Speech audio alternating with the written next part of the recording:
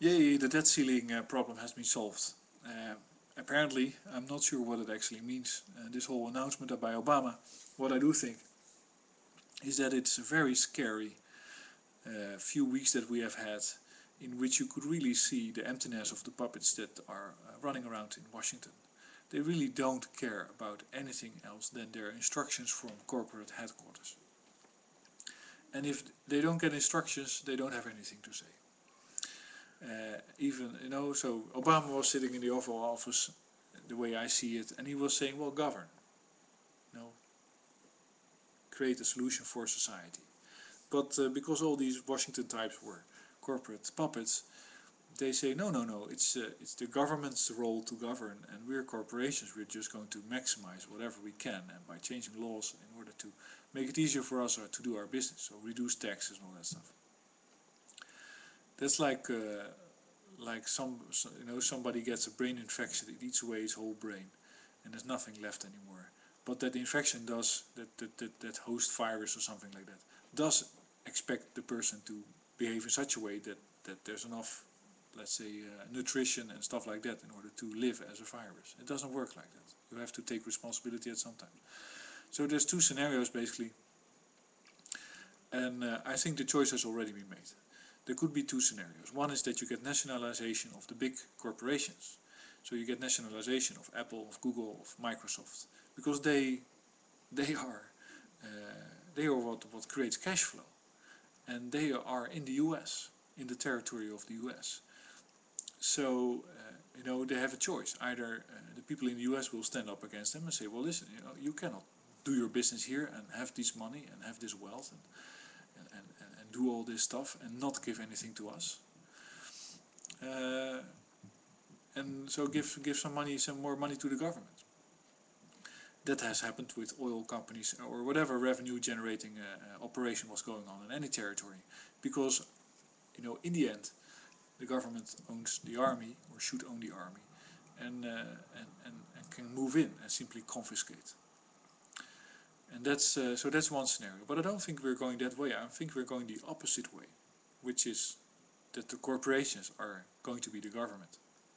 That you're going to have companies, let's say, because if with the current situation and the whole super congress, services that provide universal social coherence are going to be cut, and of course there's a lot that has already been cut and reduced, and that's happening all around the world. If they're going to do that, then companies at a certain point will start noticing that, because they have employees and they live in neighborhoods and they don't feel secure anymore, or they have trouble finding a supermarket because all the supermarkets closed down because there were, etc. And the quality of life will be reduced. And so what they have to do is to cover that. And of course, in lots of cases, that is already the case. So you have, I used to work in an international shipping company, and we would have doctors, all kinds of services that are necessary to just live and work somewhere, available to us. And well, a good example in the US is of course the army, which has schools, bakeries, etc., etc. Has everything covered for itself. I guess most companies don't have agricultural land to grow the food for their employees, or bakeries or services like that. And the army is not a good example, because it doesn't really have a business model. It doesn't trade anything with the outside world. But take that example, and take Apple. What do you need to have? What do you need to have a let's say an inland empire, an island state, or or a nation company? Not very much actually, because they do have communications, they have internet, so they have the newspapers, they have the postal service, they have the telephone service, which is necessary. Of course, you have all these municipal functions like housing with sewage and water. Well, they can buy that. That's not very difficult. They can buy schools, or they have already schools. They can buy daycare, or they have already daycare. They can buy bakeries, which is easy because they have a catering in their buildings. So you only need like agricultural land to grow food, and some mills and some farms in order to supply everything. And they probably do. They probably already have contracts with organic farms that provide everything organically and do everything perfect. because they make money and they provide a service to the world, and they have their culture. So I think Apple is the best example of a company that can become a country and can govern. But for other companies like Microsoft, that could be the same thing. Microsoft is a little bit less attractive, but it's still huge, and it still has a product that people are more or less addicted and sometimes mandatorily addicted to in the world. So they have cash flow, and they can always trade with those people and always get the stuff that they want. The US as a whole, as a country, doesn't have that. That's the problem. But these companies have. So I think that option 2 is more likely to happen.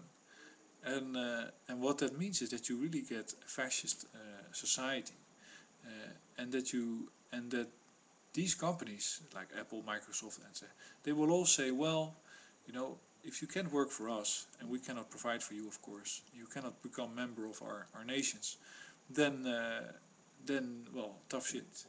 That's the free market, and that makes their life easy, and it kind of makes a little bit of sense. But that's not what the US was about from the beginning. So option number 2 is a terrible option, and I don't think it only works if you really protect these companies. But the coincidence is that these companies are already used to being in protected environments and operating in hostile environments. Most of them. And it's not.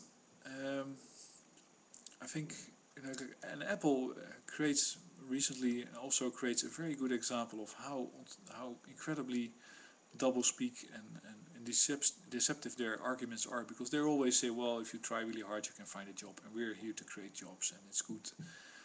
But they just announced that they're going to replace the workers in the Foxconn factory, of which a lot of them committed suicide because the work was so boring and underpaid and repetitive, and they could never take a holiday, to make those iPhones for all the nice people in the US and around the world, that they're going to replace them with robots to do the fine actuated assembling of these things.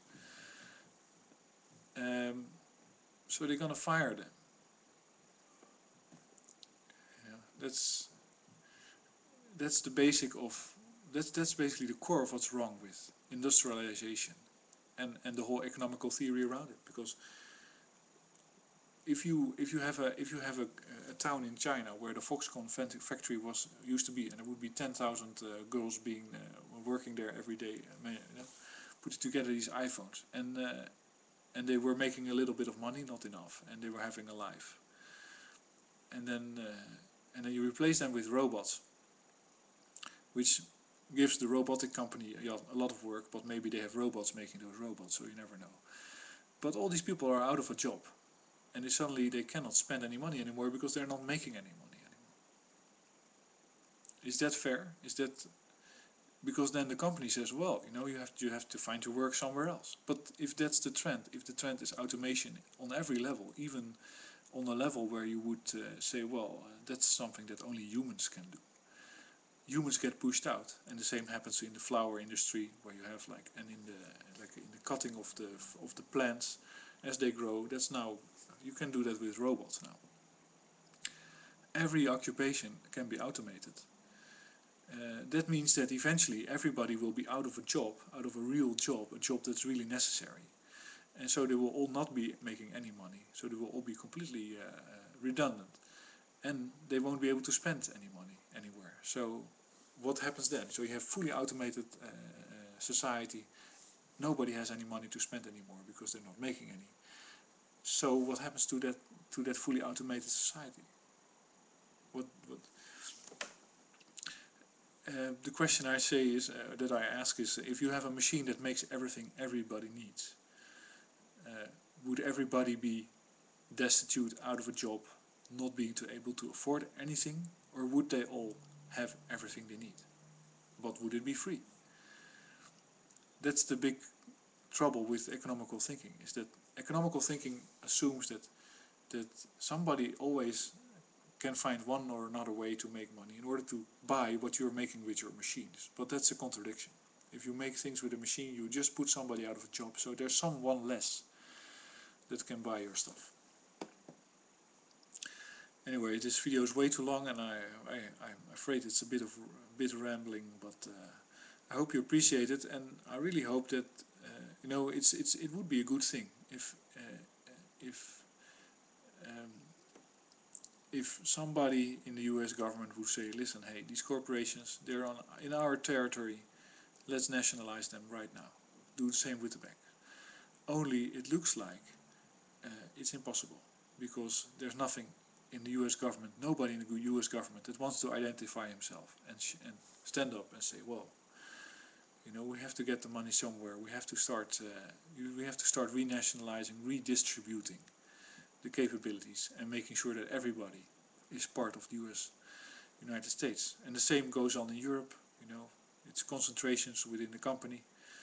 People that are not in it are left to their own devices in a society in which they are not able to offer anything of value because things are done by machines. You know, that has to be broken, that process.